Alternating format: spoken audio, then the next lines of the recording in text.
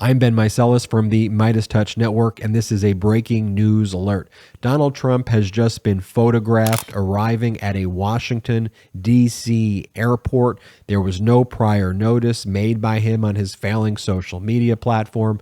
None of the radical right extremist propaganda networks announced that he would be arriving in Washington, D.C. He didn't call into any of them saying he would be arriving in Washington, D.C. There was no press statements or posts or anything that he would normally do to announce his movements, as with his radical right fascist cosplay rallies, I suppose you call them. So keeping his travels highly under wrapped is very, very, very unusual here, and very unusual that he would be in Washington, D.C.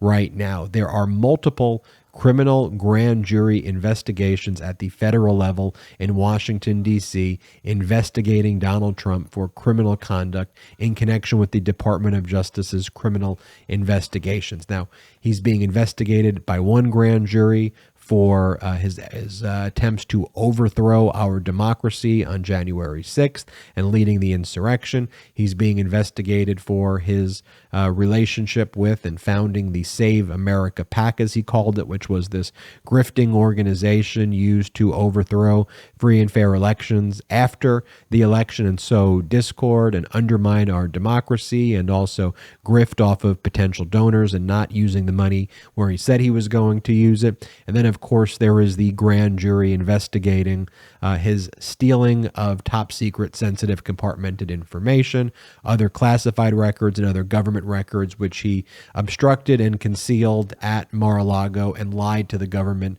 that he had given all of the documents, which of course he did not. So the fact that you have multiple criminal grand jury investigations in Washington, D.C., and especially with the fact that we have the Mar-a-Lago search warrant executed at August 8th. Trump recently filed that motion for judicial oversight asking for the special master, Judge Eileen Cannon, the judge who he appointed in 2020. She's the judge on that case, even though the search warrant was issued from a magistrate judge, and even though Judge Eileen Cannon did not have jurisdiction. She claimed that she had jurisdiction. The Department of Justice is going to appeal her order, but she granted Trump's request for a special master and enjoined or stopped the Department of Justice for further using the documents they obtained during the August 8th search in connection with their criminal investigation. But one of the things to note here with the timing as well is that last Thursday, the Department of Justice filed its motion for partial stay, telling the judge, look, Judge Eileen Cannon, your order is completely wrong.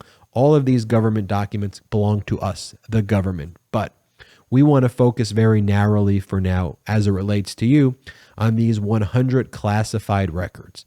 Donald Trump can't possibly make a claim he owns 100 classified records which belong to us. All of the other stuff we're going to appeal to the 11th Circuit, but we want to make a ruling that your order should not be able to stop us from doing our criminal investigation as it relates to the 100 classified documents. Now, in response to the Department of Justice's filing, Judge Eileen Cannon gave Donald Trump until September 12th to respond. So is Donald Trump going to Washington, D.C. in connection at all with his response that's due September 12th in connection to the motion for partial stay? I mentioned on prior breaking news updates here that the Department of Justice's move was brilliant in that by seeking the motion for partial stay that focused narrowly on the 100 classified documents, even though they could have focused on all of the documents that they obtained and told Judge Eileen Cannon she was wrong about everything. By focusing on those 100 classified documents, the ball is now in Trump's court to claim that he owns those classified records, has a possessory interest in them, in which case he'd be admitting to the crime, or claim that he declassified them, which may even make it worse, that he declassified potentially nuclear secrets or other top secret, sensitive, compartmented information without even knowing what the records are, or in blatant disregard for like the national security interest of our troops and of our agents abroad. And so Donald Trump now has to make that decision. What is he going to claim with respect to those 100 top secret classified records that the government is saying, Judge, your order for a special master and injunction should not apply to this group of documents at all? Is he there because of that? Again, it would be highly unusual given all of the criminal investigations taking place in Washington, D.C., out of the grand juries there, for Donald Trump to be in Washington, D.C., and especially with no prior notice, no statements, essentially trying to keep it under wraps and keep it secret, but for this photograph that emerged. I want to read this one statement by a D.C. political consultant, Adam Parkhomenko. And this is what Adam Parkhomenko said about Donald Trump arriving in Washington, D.C. He said, look, Trump could be in D.C. for lots of reasons. Maybe he's trying to steal some more of our shit. Maybe he's going to attack the Capitol again.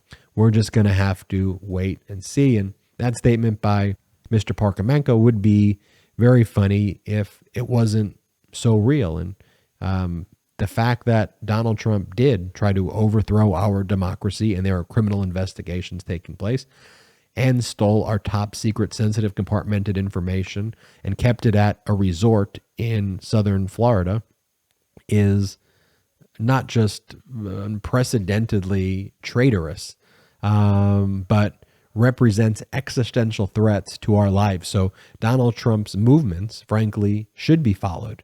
Media should be focused on it, and they should be focused of it in the context of, what is this wannabe fascist doing?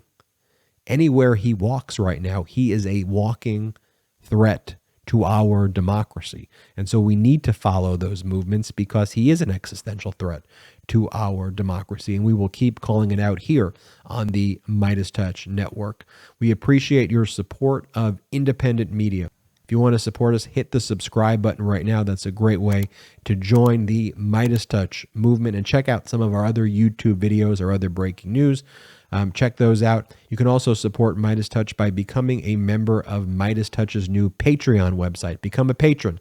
Go to patreon.com/MeidasTouch, spelled MEIDASTOUCH. That's patreon.com/MeidasTouch. There are different membership tiers, and that's, you could become a producer, you could get postcards from the brothers, get exclusive podcasts, but that's one of the big ways you can support independent media. We're not funded by billionaires or millionaires or even 100,000aires. We've got a shoestring budget, but we get you these reports as timely and as comprehensive as we can as the news breaks. And you can also go to store.MeidasTouch.com to check out our merch, store.MeidasTouch.com to check out the merch. I'm Ben Meiselas. I will see you next time. Hey, this is Jordy, co-founder of MeidasTouch. Person, woman, man, camera, prison. MeidasTouch just came out with a brand new t-shirt with this perfect message. Make sure you check out store.MeidasTouch.com. That's store.MeidasTouch.com and grab yours today. Thank you.